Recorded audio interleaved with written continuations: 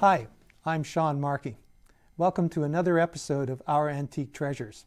And I think we've got a very special show for you today. First, we're going to be talking to JON CHURCH, a very knowledgeable collector. We're also going to be talking to Ernie Johnson, and Ernie's brought in a fascinating little lap desk that's signed and dated. And I should mention that we interviewed these two individuals on separate occasions. So stand by and enjoy the show.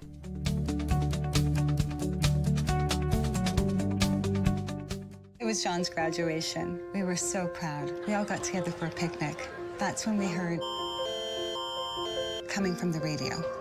So we stopped and we listened. It helped us get to safety. That's why when I think of John, because now he has a real future to look forward to.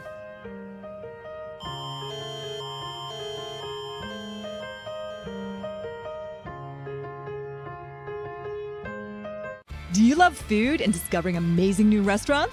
Join us on Ottawa Eats as we explore some of the best and most popular places to eat in the city. From fine dining to food trucks, it's going to be delicious.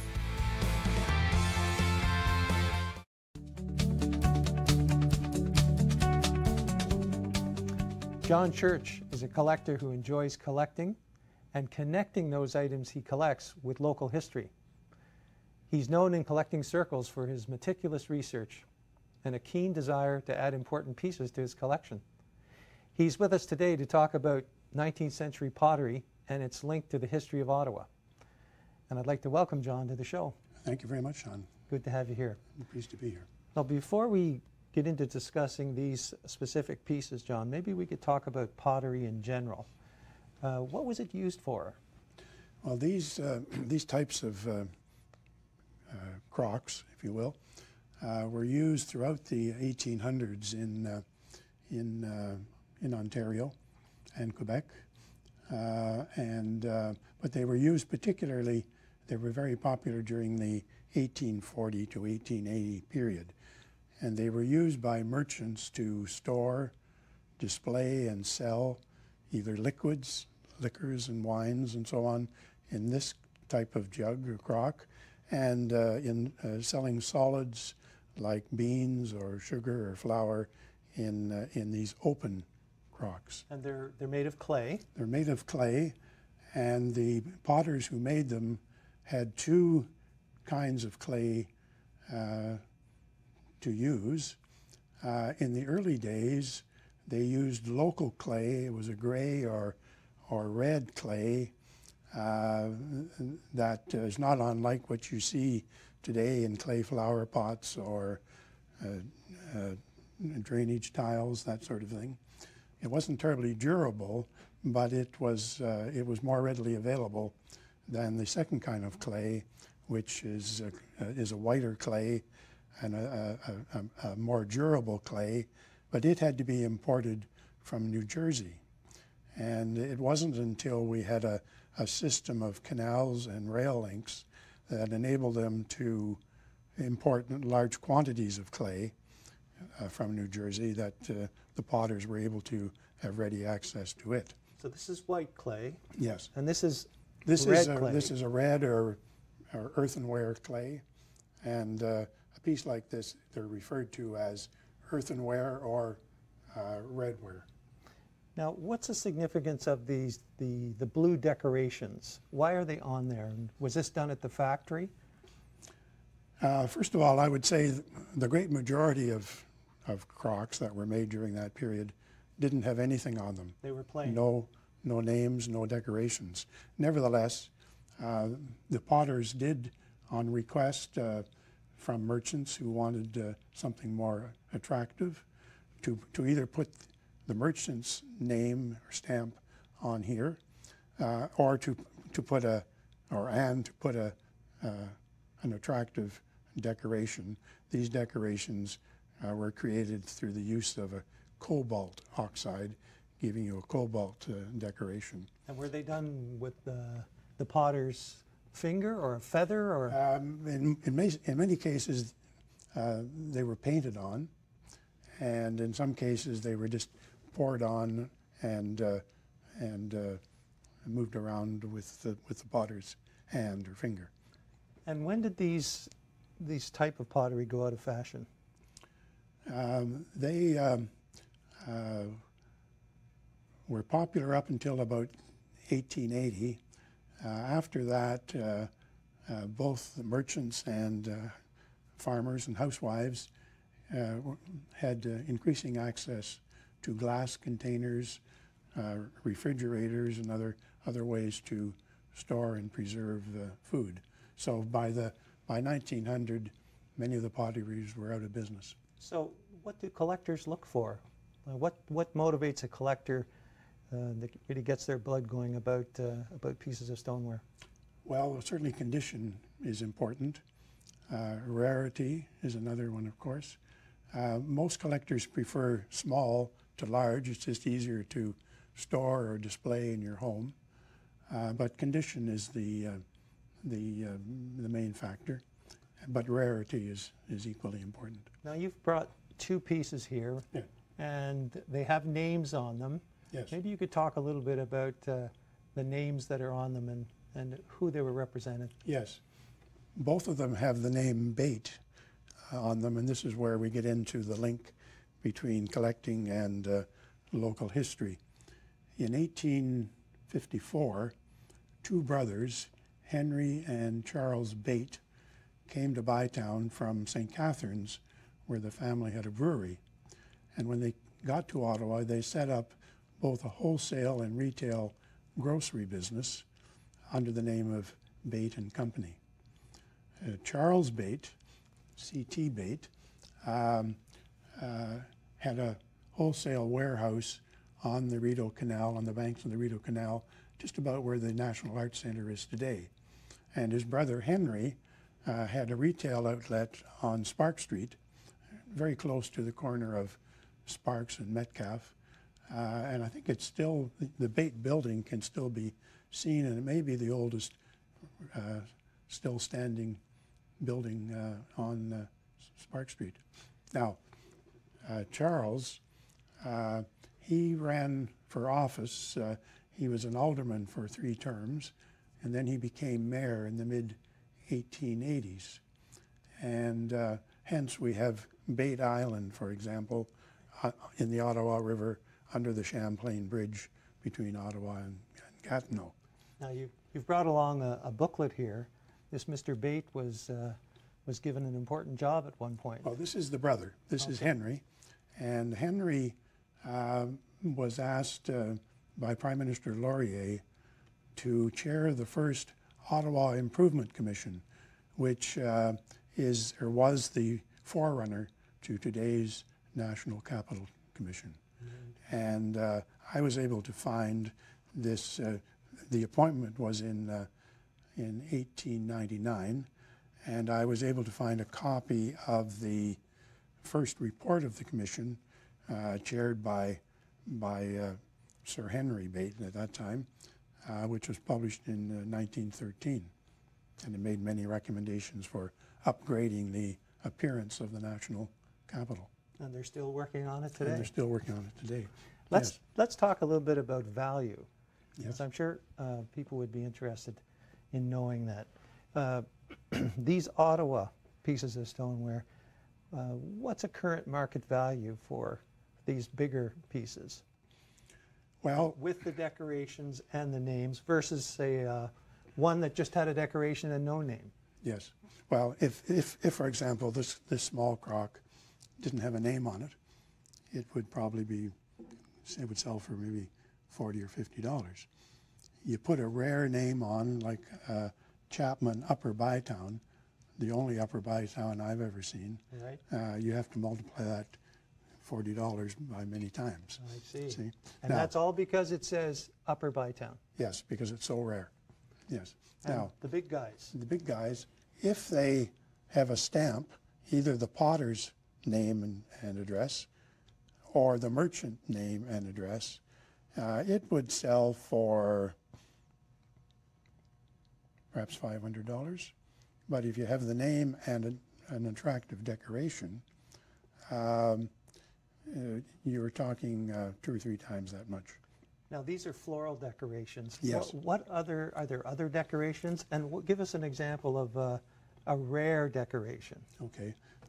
First of all, I should mention these decorations are distinct for each potter. I can tell, for example, by looking at this decoration, that it was probably made in the Richelieu Valley in Quebec, whereas this one was probably made just across the St. Lawrence in Ogdensburg, New York. But now, back to your question, and it was? Other examples of really yes, rare decoration. Yes, you can find them rarely, but you can find them with fish or a horse or even a schoolhouse, a teapot. Going back to your question about value, there was a crock about this size with a decoration of a teapot. It was at an antique show in Bowmanville last year. I think the asking price on it was 16,000, 15 or 16,000, and it sold. Okay. So it gives you some idea of what the upper end has to offer. So we have less than a couple of minutes left. Yes. So I just wanted to ask you, how many pieces of stoneware do you have in your collection? Well, probably 40 of some merit. And what are you still looking for? I mean, what gets your blood going if you see a crock that you really want to acquire? Well, at my age, I should be looking for someone with deep pockets. But beyond that, I would be looking for rare pottery from very small potteries. For example, we understand there were small potteries in Lanark County and in Renfrew County, but we can't find any evidence of where they were or who the owners were. But you know, pottery coming from those sources would be particularly valued by me and by others. So we only have a minute left. What advice would you give somebody starting out to collecting stoneware and redware? How do you get started? Well, of course, you need to decide what you want to collect, and I could tell you to go online or to go to the library or go to auctions or antique shows, which is all fine. But I would offer two particular specific pieces of advice. There's an auction house based in Carleton Place called Maple Leaf Auctions. Just Google Maple Leaf Auctions. And they have an online auction twice a year, spring and fall. And if you go to their site, you can go back over the last 20 or 40 years, I think it's 20 years perhaps, of their auctions, and see what was on offer and see what kind of prices they attracted. Very interesting. And the final recommendation I would make is go to OttawaCollectors.com. It shows it's the site for the Bytown Antique and Bottle Club, and if you look there, you'll see there's an annual show. It's at the end of April at the Sportsplex each year. Go there, look around, and get talking to the dealers or the collectors, and establish a relationship. Tell them what you're looking for, and help, and they will help you. Great. Well, I want to thank you, John, for coming in and talking about a fascinating area of collecting. My pleasure. Thanks.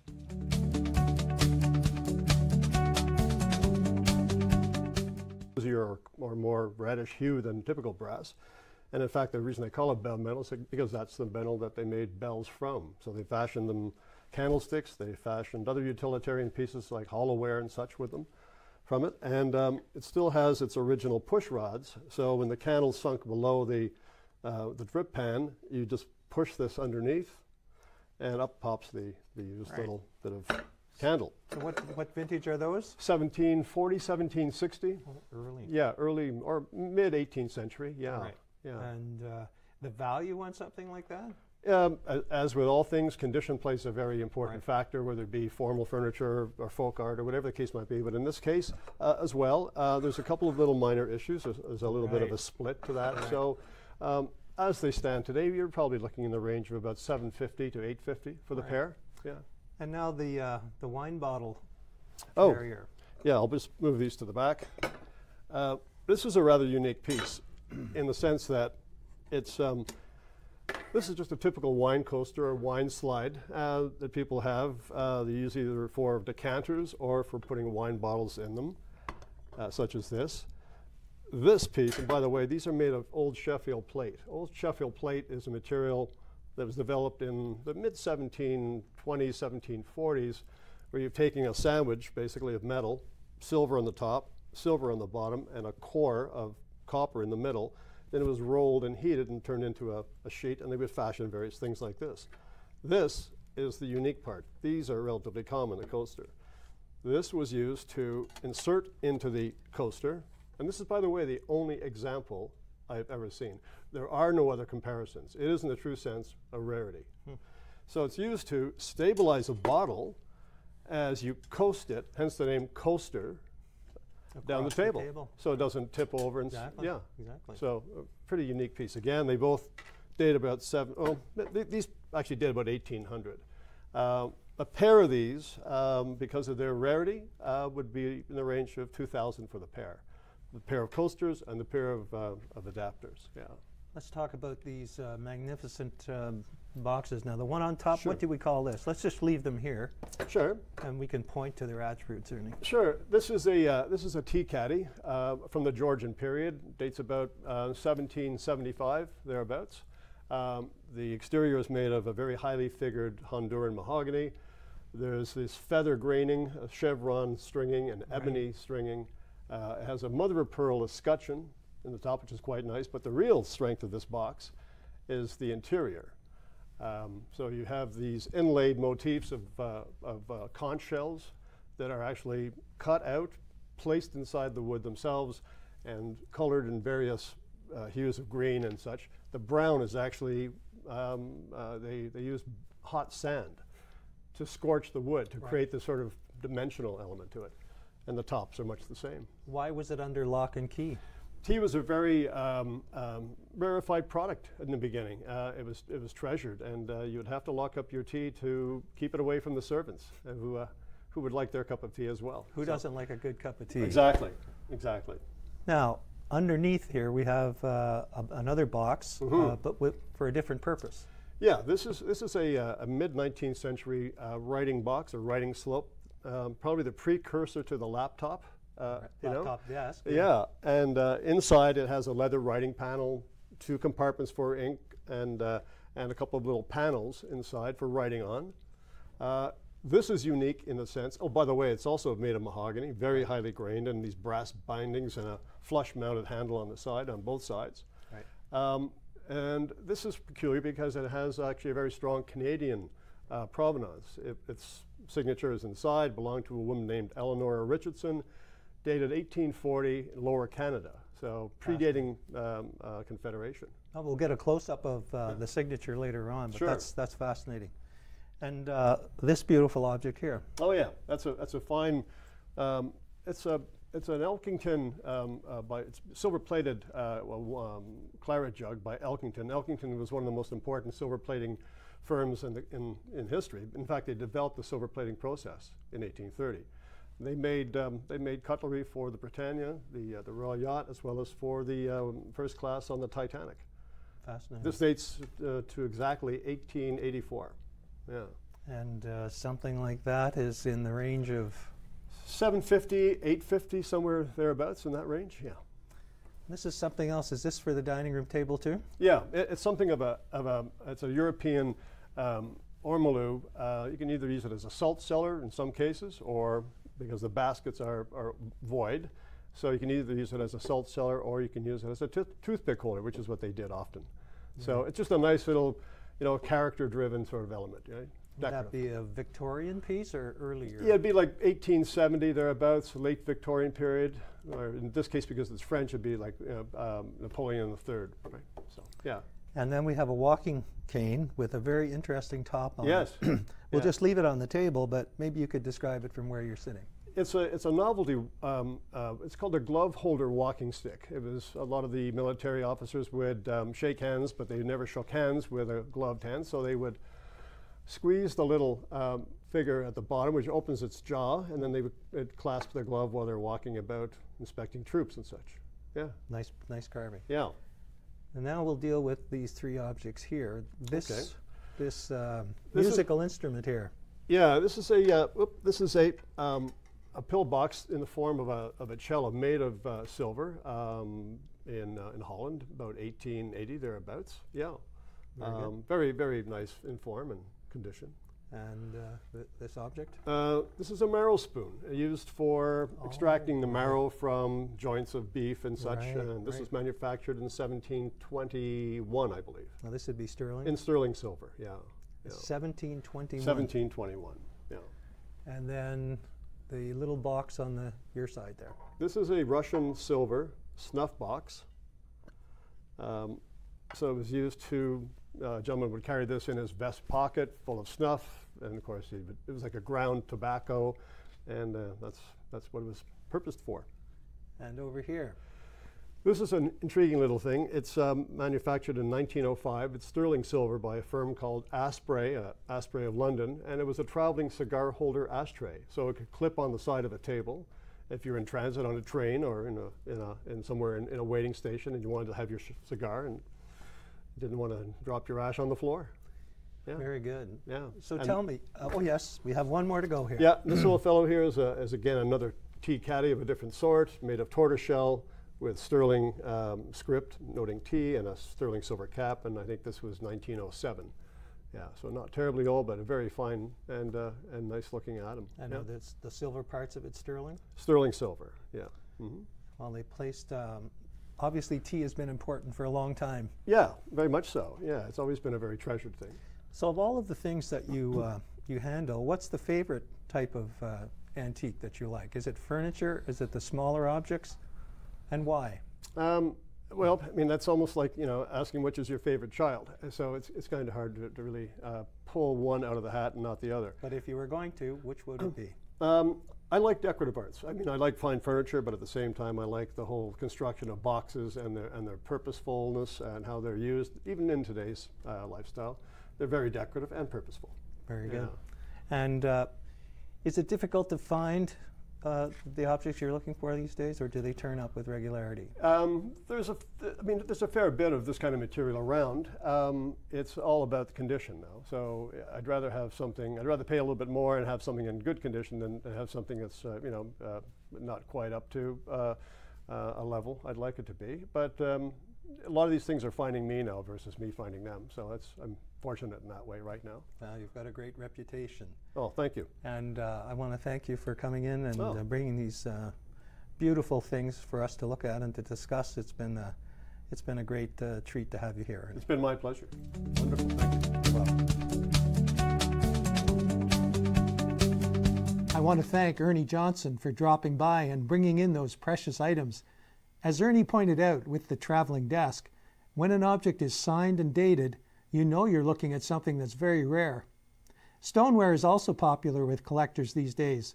JON CHURCH showed us how to add to the field by researching the merchant's history and collecting items related to those individuals and their businesses.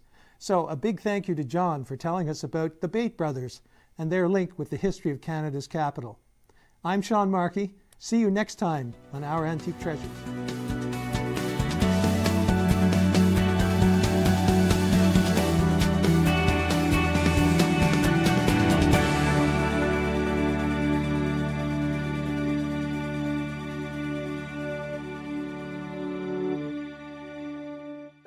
Call the Rogers TV viewer response line, email us, or connect with us on social media.